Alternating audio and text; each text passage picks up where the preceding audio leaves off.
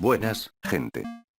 Para el video de hoy, les contaré una historia de dos personajes que llevaron sus aficiones al límite, demostrando que el ser humano es capaz de todo con tal de cumplir sus deseos. A su mismo tiempo se nos explica el origen de las historias, el Pikachu sonriente, y melancolía. Espero y esta historia sea de su agrado.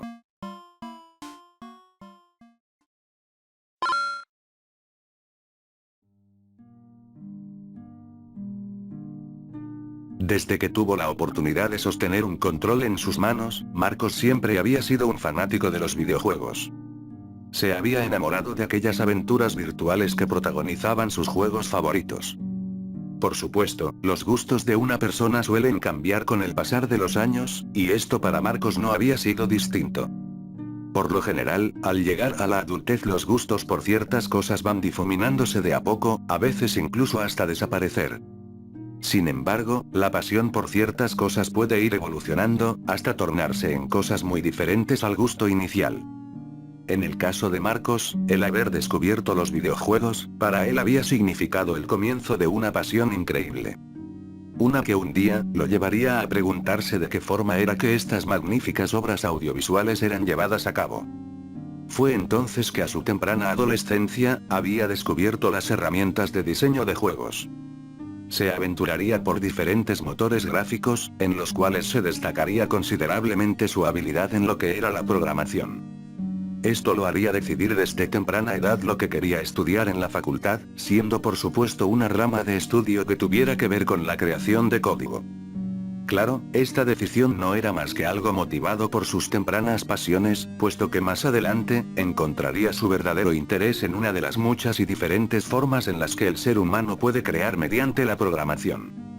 La siguiente fascinación de Marcos, la había encontrado tras descubrir en una página de juegos retro, una modificación de Pokémon Azul. Había quedado fascinado con los diferentes eventos y mecánicas que introducían los usuarios a videojuegos antiguos, y sobre todo había quedado fascinado con la idea de colocar todas las cosas que le hubiera gustado ver en sus aventuras virtuales. Fue entonces cuando Marcos se iniciaría en el mundo del room hacking, llegando a hacer ciertos hacks no muy relevantes, y puliendo así su habilidad como programador. A pesar de que Marcos con el tiempo había logrado hacer modificaciones muy buenas, había algo que todavía no lograba conseguir, y no sabía de qué se trataba.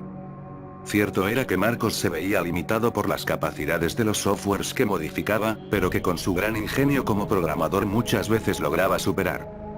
Sin embargo, las limitaciones finalmente lo habían derrotado en su intento por implementar algo que ninguna modificación de Pokémon había podido hacer posible.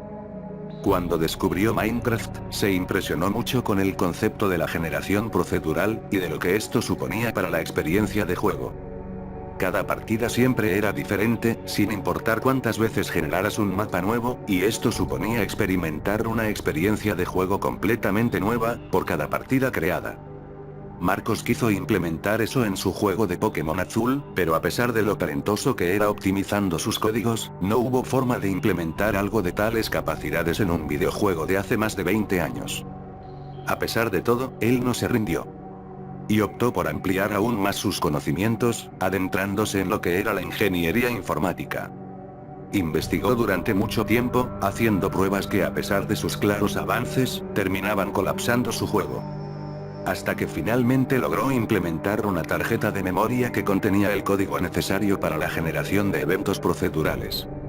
Tuvo que valerse de una copia física de Pokémon Azul, y modificar su placa, conectando la pieza de hardware adicional que le daría lo que él tanto quería. Y tras meses de trabajo, finalmente lo había logrado. Había sido capaz de implementar eventos procedurales en uno de sus videojuegos favoritos.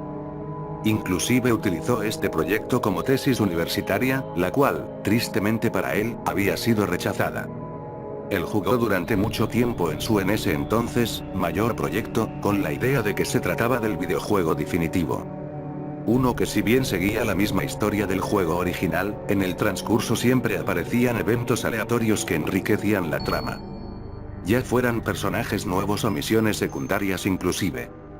No obstante, muy a pesar de que esto ya era algo increíble, su proyecto obtuvo una segunda versión, que añadía más componentes, y ejecutaba los eventos procedurales en base a una misma historia. Tras descubrir las leyendas urbanas, se preguntó si de alguna forma sería posible llevar a cabo algo como lo que se contaban en esas historias, en un videojuego de hace más de 20 años. Visto y considerando los avances increíbles que había tenido con su último proyecto, supondríamos que para Marcos no sería tan complicado crear una aventura en base a una historia de terror para su juego. Y por supuesto que no, no lo era. Lo complicado era lo que Marcos quería transmitir a través de sus creaciones. Él no solo quería crear una aventura de terror única, sino que quería que su videojuego realmente fuera una leyenda de terror. Una leyenda de terror de verdad. Y esto implicaba afectar al propio jugador, más allá de causarle miedo o impresión. Ciertamente se había obsesionado con este proyecto, al punto de que realmente no le importaba si sus creaciones de alguna manera terminaban afectando a otras personas. Así fue como se dedicó a estudiar de qué forma era que los medios audiovisuales podrían afectar al cerebro humano, citando libros sobre medicina y haciendo muchas búsquedas por internet. En su búsqueda se encontró con un aficionado de la tecnología como él, y tras enseñarle sus primeros proyectos, lograron hacerse amigos. Marcos no tardó mucho en darse cuenta que este chico era extraño. Casi tan extraño como él, o quizás más inclusive. Resulta que Marcos le había compartido sus intenciones con su nuevo proyecto, y este chico se vio fascinado. Definitivamente quería formar parte de eso, muy a pesar de que de lograr su cometido, podría ser peligroso hasta para ellos. Fue así como el proyecto pasó de tener a una persona encargada, a tener a dos aficionados dementes que harían hasta lo imposible para ver hechos realidad sus enfermos deseos. Estuvieron durante 2 años implementando y actualizando diversos componentes a la placa, y programando la ejecución y aleatoriedad de los eventos. Durante el tiempo que estuvieron trabajando, tuvieron que hacerlo mediante unos filtros especiales que los protegían de los efectos que causaban las frecuencias de sonido y las imágenes que iban implementando. Seguramente te preguntarás, que cómo hacían para saber si los efectos que implementaban en su juego realmente eran capaces de afectar al jugador. Pues simplemente copiaban los componentes de uno de sus prototipos, y le introducían su código a una versión común de Pokémon. Luego vendían el cartucho por internet haciéndolo pasar por una versión normal, y rastreaban los teléfonos de las personas que los compraban. Así podían saber si el usuario empezaba a ir al psicólogo después de un tiempo, lo cual consideraban ellos como un triunfo. Por supuesto, antes de hacer cualquier venta se aseguraban de investigar muy bien a los usuarios que quisieran comprar los cartuchos. Esto para evitar que termine vendiéndose en alguna tienda de videojuegos, y para no exponer a personas que ya hayan estado yendo a consultas psicológicas antes de venderles el juego. Claro, esto último podría parecer una contradicción ante lo ya dicho de que a Marcos no le importaba si llegaba a lastimar a alguna persona en el proceso, pero lo cierto es que estos tipos no tenían ningún tipo de consideración con las personas a las que afectaban. Ellos trabajaban secretamente en esto sin ningún tipo de ética moral. No les importaba para nada la salud de sus víctimas. Solo querían asegurarse de que los efectos negativos que pudieran tener sus cartuchos realmente les llegaran. De lo contrario, no podrían saber si los usuarios se habrían visto afectados. Gracias a estos métodos no muy ortodoxos, varios de sus cartuchos terminaron en varias manos. Algunos usuarios que fueron expuestos a estos juegos, conservaron la suficiente lucidez como para llegar a hablar de estas modificaciones por diferentes foros de internet, convirtiéndose así en esas historias de terror con las que tanto habían soñado sus creadores. Sin embargo, estos cartuchos habían sido expuestos al público solo por motivos de testeo. El proyecto al que ellos se referían como el cartucho maestro, todavía se encontraba en desarrollo. El mismo había pasado por muchísimas etapas, inclusive llegando a ser porteado parte de su código a Pokémon Cristal. No obstante, el hardware definitivo terminó siendo un cartucho de Pokémon amarillo. Para esta versión, llegaron a vender una copia que venía tanto con una recreación de la caja original, como de la portada del cartucho. Aunque esto no era con el fin de hacer pasar al juego como una copia original, sino que era más que nada una forma de mofarse del usuario al que se lo vendieron, colocándole un pequeño huevo de Pascua en su portada. Era su forma humorística de decirle al usuario de forma discreta, que era un idiota por haber comprado algo que podría perjudicarlo. Bien, habiéndoles explicado en qué consistió el trabajo secreto de estos dos infrahumanos, comenzaré a explicar cómo es que el juego termina afectando a las personas. el juego comienza por primera vez como una aventura común y corriente de Pokémon amarillo. Más tarde durante la aventura, el juego comenzará a manifestar eventos aleatorios que le den comienzo a una subhistoria que se relaciona con las acciones previas del personaje. Se podría forzar a propósito la muerte de Pikachu, para así manifestar un evento, el cual siempre tendría continuidad sin importar si el jugador comienza a jugar en un archivo nuevo. Pero claro, ese tan solo es un ejemplo de una infinidad de posibilidades. De esa forma se perdería completamente la posibilidad de comenzar todo desde cero, al juego siempre recordar los eventos manifestados con anterioridad, y relacionarlos entre sí con los eventos nuevos. Esto lejos de ser un error, en realidad se trató de algo totalmente pensado para que sucediera, y así darle un toque muy especial, al tratarse siempre de una experiencia imposible de repetir. Pero no crean que esto se trata de magia o algo por el estilo. Simplemente se tratan de muchos gigas de información adicional, alojados en la tarjeta de memoria que fue añadida a la placa, que van desde assets hasta una infinidad de líneas de código. Por lo general, los eventos siempre terminan de la misma manera, con la consola manifestando diversos sonidos estridentes, e imágenes que puedan generar un cierto impacto. Lo más importante sin embargo son las frecuencias de sonido que hay entre los sonidos que manifiesta la consola. La música horrible y las imágenes inquietantes solo son un refuerzo que motiva los efectos negativos en los jugadores. Estos efectos pueden ser diversos, pudiendo manifestar alucinaciones, o inclusive una profunda psicosis. En realidad, depende bastante del estado mental por el cual pasa una persona. Los que tienden a sufrir de un mal psicológico menor o mayor, son a los que más les suele afectar. De lo contrario, si la persona que fue expuesta goza de una excelente sanidad mental, podría no afectarle tanto los efectos que transmiten las frecuencias, llegando a no resentir la necesidad de repetir la experiencia. Y de hecho, es por eso que después de ciertas partidas iniciadas el juego se bloquea, quedándose para siempre en un bucle continuo. Sí, sé que es contradictorio con lo ya mencionado sobre que ninguna partida puede ser igual a la anterior, pero esto se trata simplemente de un método de seguridad que tomaron a considerar.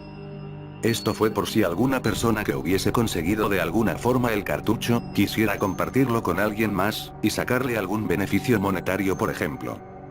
Sí, esto podría contradecir su objetivo al querer que su juego sea una leyenda, pero lo cierto es que son muy celosos de sus proyectos, muy a pesar de que los usuarios los hayan comprado justamente.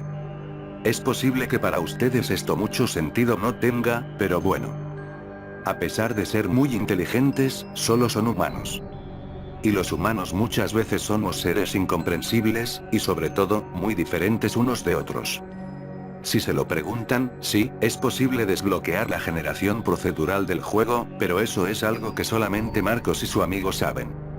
A todo esto, algunos de ustedes se pueden estar preguntando, que cómo es que yo sé sobre todo lo que mencioné en esta historia. Y bueno, supongo que a este punto, ya se estarán dando una idea de quién soy yo. Soy ese amigo extraño de Marcos. El mismo que se vio interesado en su proyecto desde el primer momento que supo de su existencia, y el mismo que lo ayudó brindándole tanto sus conocimientos en programación como en psicología humana. En realidad, Marcos no es el verdadero nombre de mi amigo. Solo es un seudónimo por el cual me refiero para mantenerlo en el anonimato. Como se habrán dado cuenta, yo ni siquiera me puse un nombre para esta historia. Esto lo hice así, porque sé perfectamente que lo que hicimos no fue para nada ético, ni mucho menos legal. ¿Pero por qué? ¿Por qué estoy contando todo lo que hicimos si sé a la perfección que lo que hicimos no estuvo bien? ¿Acaso me arrepentí por todas esas personas a las que perjudicamos, solo por perseguir un enfermizo deseo? No. Nada más lejos de la realidad. Esto lo hice solo por satisfacción personal. Porque me gusta que la gente sepa las cosas que hago, desde el anonimato, por supuesto. Sí, admito que somos unos psicópatas, sobre todo yo. Pero no puedo decir que nos arrepentimos, porque estaríamos mintiendo. ¿Saben? A Marcos le gustaba tanto nuestro proyecto, que quiso representarse a sí mismo dentro del videojuego, encarnando nada más ni menos que a Pikachu. Y para eso se hizo con una imagen en internet con la cual se sentía identificado, y la puso para representar a aquel personaje. Además de eso, colocó una función especial que se encargaba de infectar a las consolas con un virus que podía transmitirse a través de los cartuchos y posteriormente a otras consolas, dejándolas inservibles. De esa forma Marcos podría representar la satisfacción que le generaba el ver sufrir a otras personas mediante sus creaciones. Fuimos nosotros los que creamos algo a lo que muchos nombrarían como aberración.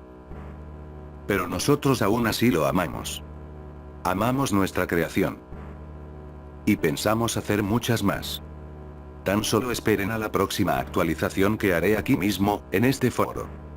Se vienen cosas muy interesantes. Solo esperen.